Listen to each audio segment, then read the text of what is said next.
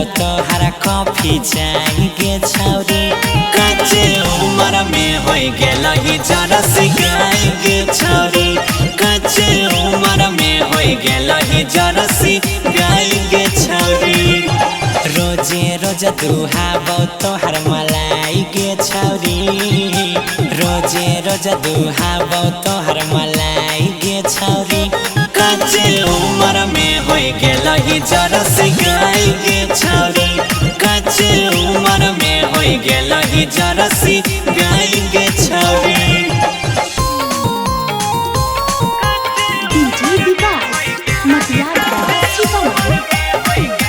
Ganpati recording studio Bhawanipur.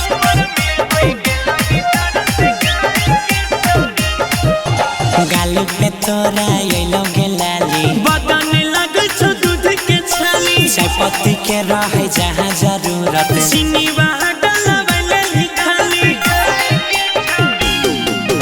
गाली पे तोरा yellow गेलाली बदन लगे छो दूध के छाली चायपत्ती के रहे जहाँ जरूरत चीनी वहाँ डलवाले ही खाली लागो दुकान के फिरी छो तोरा वाईफाई गे छौरी लागो दुकान के फिरी छो तोरा वाईफाई गे छौरी कच्चे उम्र में हो गेलही जरसी गाय गे छौरी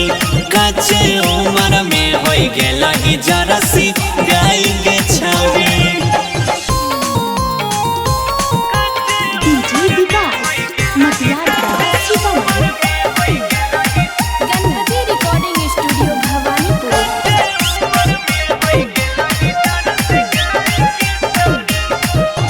कितना दिन ये ना जलतोगे चूल्हा पहले लगन वो खोजे ने दुल्हा लेने बनाई जवानी के आईडी तबे ने दे तो तोरा कोई के उल्हा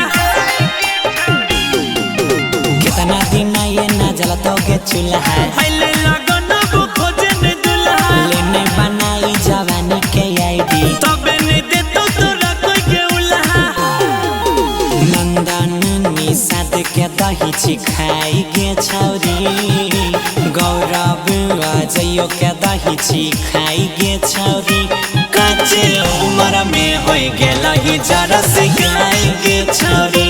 कच्चे उम्र में हो गेलही